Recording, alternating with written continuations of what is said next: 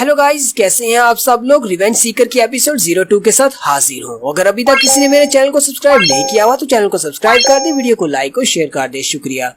तो last episode के and पे हमने देखा था, चले मैं इसको रहने देता हूँ। मेरे चैनल पे एपिसोड अवेलेबल है, आप पहली एपिसोड वहाँ पर जाकर देख सकते हैं। सेकंड एपिसोड की शुरुआत में मिंग वापस आ जाता है। सारी रात माउंटेन के ऊपर गुजारने के बाद मिंग जब सुबह के वक्त अपने घर वापस आता है, वो दरवाजा खोलने के बाद अपनी कॉटेज की तरफ जाने लगता है। वहीं पर सामने उसका बड़ा कजन जिंग खड़ा होता है। जिंग उसे कहता है, मैंने सुना है कि तुम रोजाना ही ठंडे पानी में कल्टीवेट करने के लिए जाते हो। तुम्हें ये बात अच्छी तरह से पता है कि वहाँ पर जाकर अपनी बॉडी को कल्टीवेट करने की वजह से तुम्हारी बॉडी को बहुत ज्यादा नुकसान पहुँचता है, फिर भी तुम वहाँ पर क्यों जाते हो? कहीं ऐसा तो नहीं कि हमारे गांव में जो मार्शल आर्ट्स का टूर्नामेंट होने वाला है, तुम उसमें हिस्सा लेने के बाद रेड सन सेक्टर के डिसाइपल बनना चाहते हो, या फिर तुम मुझसे बदला लेना चाहते हो, इसलिए तुम वहाँ पर रोजाना जाते हो और अपने आप को कल्टीवेट करते हो? मिंग उसे कहता है, तुम्हें इस सब के बारे में परेशान होने की क्या जरूरत है, अब जबकि तुम्हें पहले से ही पता है कि मैं वहाँ पर ठंडे पानी में बैठकर कल्टीवेट करता हूँ। मैं 20 साल से ज्यादा उम्र तक जिंदा नहीं रहूंगा। जिंग भी आगे से हंसना शुरू कर देता और कहता है, ये बात तो तुमने बिल्कुल ठीक कही, तुम 20 साल से ज्यादा जिंदा नहीं रहोगे, क्योंकि तुम्हारी मेरिडियंस को तो मैंने ब्लॉक कर दिया था। अब तुम बिल्कुल एक डिसेबल पर्सन हो। अगर तुम अपनी कल्टीवेशन को यूज नहीं कर सकते तो तुम सिर्फ एक कचरा हो। अपनी बॉडी को कल्टीवेट करने के अलावा तुम्हारे पास और कोई रास्ता ही नहीं है। लेकिन जिंग उसके सामने आकर खड़ा हो जाता है और कहता है, तुम एक कचरा हो, फिर भी तुमने मेरे नौकर के सामने अपनी पावर दिखाने की कोशिश की है। तुम्हें क्या लगता है कि तुम मेरे नौकर के साथ भी बदतमीजी करने के लायक हो? अब इस सब के लिए तुम्हें एक सबक तो सिखाना पड़ेगा। और साथ ही वो बड़ी स्पीड के साथ आगे बढ़ता है और अपनी पाम टेक्निक को यूज करते हुए मिंग के ऊपर अटैक करता है, जिसकी वजह से मिंग पीछे दीवार के साथ जाकर गिरता है और बहुत ज्यादा जख्मी हो जाता है। उसके मुंह से ब्लड निकलना शुरू हो जाता है। जिंग उसे कहता है, कमीने लड़के, अब मेरी बात जरा गौर से सुनो। हालांकि तुम मेरे कजन हो, लेकिन तुम्हारे माँ बाप ने हमारे कबीले के ऊपर बहुत बड़ा दाग लगाया था। इसी वजह से उन दोनों को अपनी जान से हाथ धोना पड़ा और तुम भी उन्हीं के कदम पर चल रहे हो। तुम्हारी हिम्मत कैसे हुई मेरे नौकर पर हाथ उठाने की? अगर दोबारा कभी जिंदगी में तुमने मेरे नौकर पर हाथ उठाया तो मैं तुम्हारे हाथ तोड़ दूंगा। और मैं तुम्हें एक और बात बताने वाला हूँ, बहुत ही जल्दी लेडी हानियो यहाँ पर आने वाली है। लेडी हानियो तो तुम्हें याद ही होगी, अंकल वू की बेटी। हालांकि हानियो के साथ बचपन में ही तुम्हारी एंगेजमेंट तय कर दी गई थी, लेकिन अब जबकि तुम सिर्फ कचरे के अलावा कुछ भी नहीं हो, तुम्हारी इस एंगेजमेंट का कोई भी मोल नहीं रहा, इसलिए उसे तंग मत करना। मिंग उसे कहता है, मेरा उस लड़की के साथ कोई भी ताल्लुक नहीं है, मैं उसे नहीं जानता। जिंग उसकी बात सुनने के बाद हंसना शुरू कर देता और कहता है, चलो शुक्र है, कम से कम तुम्हारे अंदर थोड़ी सी अकल तो बाकी है। अगर तुम ये बात कहते कि वो लड़की तुम्हारे साथ एंगेज है और तुम उसके साथ शादी करना चाहती हो, तो मैं तुम्हें बता दूं, लेडी हानियो पहले ही रेड सन सेक्टर की एक आउटर डिसाइपल बन चुकी है और वो बहुत ज्यादा पावरफुल और बहुत ही ज्यादा स्ट्रॉन्ग लड़की है। तुम्हारे जैसे कचरे को तो वो देखना भी पसंद नहीं करेगी। मैंने अपने फादर से कहा है कि मास्टर वू के पास शादी के कुछ गिफ्ट्स भेजे जाएं। मैं तुम्हारे लिए उस लड़की से शादी करूंगा जो तुम्हारी बीवी बनने वाली थी, अब वो बीवी मेरी बनेगी। और साथ ही जिंग हंसता हुआ वहाँ से चला जाता है, जबकि मिंग काफी ज्यादा गुस्से में होता है और कहता है,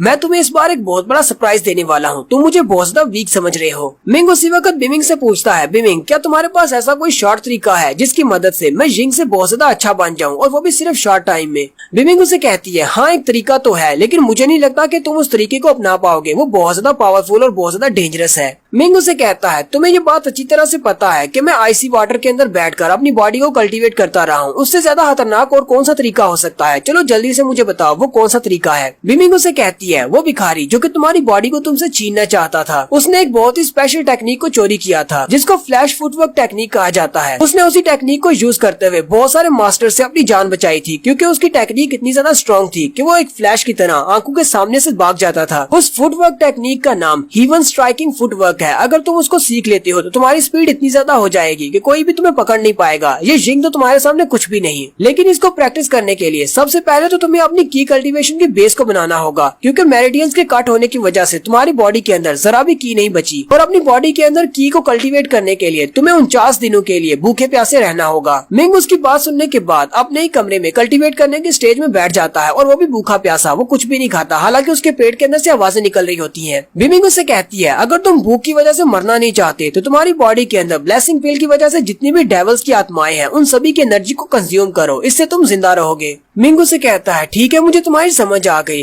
फिर आहिस्ता आहिस्ता करते हुए 49 डेज गुजर जाते हैं। बिमिंग कहती है, आज पूरे 49 दिन हो चुके हैं, लेकिन ये अभी तक जागा क्यों नहीं? बिमिंग सोच रही होती है, कहीं ऐसा तो नहीं कि इसकी बॉडी के अंदर जितने भी इवल लॉर्ड्स हैं उन सभी ने इसकी पावर को कंज्यूम कर लिया है। लेकिन साथ ही वो उसके पेट की तरफ देखती है और काफी ज्यादा हैरान हो जाती है, क्योंकि उसके पेट के अंदर एक लाइट चमक रही होती है, यानी कि उसने अपनी की गैदरिंग को स्टार्ट कर लिया है। दोबारा से वो की गैदरिंग रॉम में जा सकता है। मिंग अपनी आंखें खोलता है और अपने पेट पे हाथ रखते हुए कहता है, उन सारे इवल लॉर्ड्स की एनर्जी बहुत ज्यादा अच्छी थी, मुझे बहुत ज्यादा मजा आया। मिंग उसे कहती है आपको बहुत बहुत बधाई हो, आपने इसके फर्स्ट स्टेप को कंप्लीट कर लिया है। अब जबकि आप अपनी की गैदरिंग स्टेज की फर्स्ट लेवल पर आ चुके हैं, तो अब हम लोग अपनी प्रैक्टिस कर सकते हैं। हीवन स्ट्राइकिंग फुटवर्क के सबसे पहले स्टेप, जिसका नाम फ्लैश स्टेप है, उसको कब प्रैक्टिस करना है। मिंग उसे कहता है रुकने की क्या जरूरत है, अभी स्टार्ट करते हैं। नेक्स्ट सीन 3 दिन के बाद का होता है। मिंग अपने कोच यार्ड में अपनी प्रैक्टिस कर रहा होता है। प्रैक्टिस करने के बाद वो काफी ज्यादा थक चुका होता है, लेकिन अभी तक वो अपने फर्स्ट स्टेप फ्लैश स्टेप को नहीं सीख पाया। मिंग कहता है इसका फर्स्ट स्टेप सीखना तो बहुत ज्यादा मुश्किल है, मेरी तो बहुत ज्यादा मेहनत लग गई। उसी वक्त जियांग वहाँ पर आता है और दरवाजे को किक मारते हुए दरवाजे को ही तोड़ देता है। उसी के साथ लेडी हानियो भी होती है। जियांग आते ही उसका मजाक उड़ाते हुए कहता है तो हमारा जीनियस मिंग यहाँ पर प्रैक्टिस कर रहा है, तो वापस से उस ठंडे पानी में बैठकर कल्टीवेट क्यों नहीं करते, यहाँ पर क्यों आ गए हो, अब क्या तुम्हें मौत से डर लगने लग गया है जो यहाँ पर आ गए हो। जियांग लेडी हानियो से कहता है लेडी हानियो जरा इस कचरे की तरफ गौर से देखो, ये कचरा बिल्कुल बेकार है, तुम्हारे लायक तो बिल्कुल भी नहीं है। इसकी मेरिडियंस को कट कर दिया गया है, लेकिन फिर भी ये मेहनत कर रहा है। ये उस ठंडे पानी में बैठकर अपनी बॉडी को कल्टीवेट करता है, ये 20 साल से ज्यादा जिंदा नहीं रहेगा। लेडी हानियो से कहती है तो तुम मुझे यहाँ पर लेकर क्यों आए हो, मुझे इस कचरा को देखने में कोई भी दिलचस्पी नहीं है, कहीं और चलते हैं। ये तो सिर्फ एक कचरा है, एक लूजर है, मैं इसको देखकर क्या करूंगी,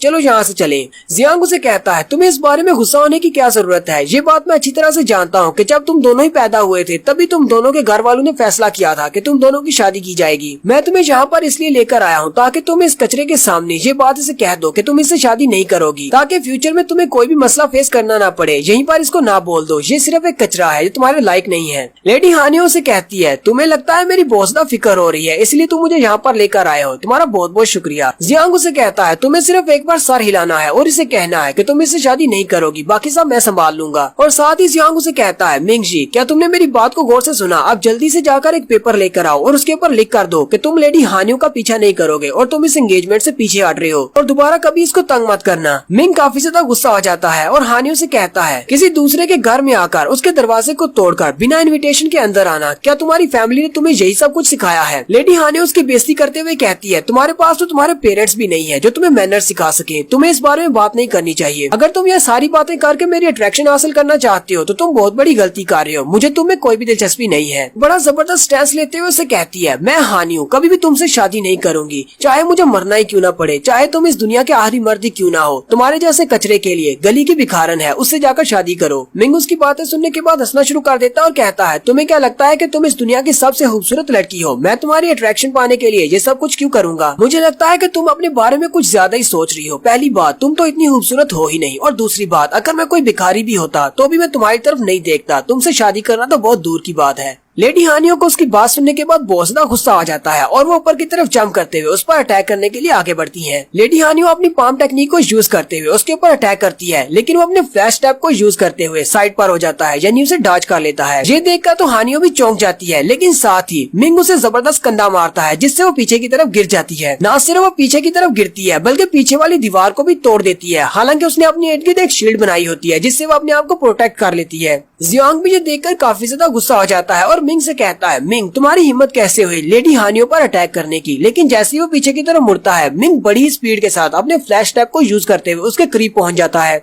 मिंग अपने पाँव को यूज करते हुए उसकी टांग के ऊपर अटैक करता है जिसकी वजह से उसकी बेचारे की टांग टूट जाती है। जाओनिंग बेचारे के टांग की हड्डी टूट जाती है जिसकी वजह से वो वहीं पर दर्द से चलाना शुरू कर देता है। जियांग पर अटैक करने के बाद मिंग उससे कहता है लेडी हानियो से कहता है अगर तुम यहाँ पर मेरे सामने अपने सारे कपड़े उतार कर भी खड़ी हो जाओ फिर भी मैं तुम्हारी तरफ नहीं देखूंगा, तुम मेरी नजर में सिर्फ कचरा हो और कुछ भी नहीं। फिर वो जियांग की तरफ देखता है और कहता है अब मैं तुम्हारा क्या करूँ, जबकि वो अपनी टांग को पकड़कर चिल्ला रहा होता है कि ये तुमने मेरे साथ अच्छा नहीं किया। मिंग को भी इस बात का अंदाजा होता है। मिंग कहता है अब मुझे एल्डर्स इस बात के लिए कभी भी माफ नहीं करेंगे, मैंने इस लड़के की टांग तोड़ दी है तो वो लोग पहले मुझसे बहुत ज्यादा नफरत करते हैं, मुझे इसके लिए सजा दी जाएगी। मिंग थोड़ी देर सोचने के बाद अपने पाँव को ऊपर की तरफ उठाता है। जाओनिंग उसे कहता है ये तुम क्या करने वाले हो। मिंग जल्दी से अपने पाँव को उसकी टांग के ऊपर मारता है और उसकी बाकी की बची हुई हड्डियों को भी तोड़ देता और कहता है अब जबकि मुझे सजा तो मिलने वाली है और इसकी टांग को थोड़ा सा और तोड़ देते हैं, चलो मेरा बदला तो पूरा हो जाएगा। जियांग बेचारा और भी ज्यादा चिल्लाना शुरू कर देता और कहता है कमीने कहीं के, अब तुम मेरे हाथों से नहीं बचोगे। मिंग उसकी टांग तोड़ने के बाद वहाँ से भाग जाता है। नेक्स्ट सीन में दिखाते हैं जी फैमिली के बहुत सारे लोग मिंग को ढूंढने में लगे हुए हैं क्योंकि उसने जियांग की टांग तो तोड़ा है। वो सारे एक दूसरे से कह रहे होते हैं क्योंकि वो काफी ज्यादा गुस्से में है। वो एक दूसरे से कहते हैं जैसे ही वो लड़का तुम्हें मिले उसकी दोनों टांगे तोड़ देना, उसने हमारे मास्टर जियांग की टांग तोड़ी है। इनमें से एक बंदा उसके कॉटेज के अंदर भी आता है ताकि उसे ढूंढ सके, लेकिन लेकिन मिंग हालांकि अपने कॉटेज के अंदर ही होता है, लेकिन उसे मिलता नहीं क्योंकि वो किसी जगह के नीचे छुपा होता है। बिमिंग उसे कहती है, मास्टर अब तुम क्या करने वाले हो, आगे क्या करेंगे? मिंग उसे कहता है, अब हम लोग और कर भी क्या सकते हैं, यहीं पर छुपेंगे जब तक कि रात नहीं हो जाती। बहुत सारे लोग मुझे ढूंढने में लगे हुए हैं, अगर इन्होंने मुझे ढूंढ लिया तो मुझे मार डालेंगे।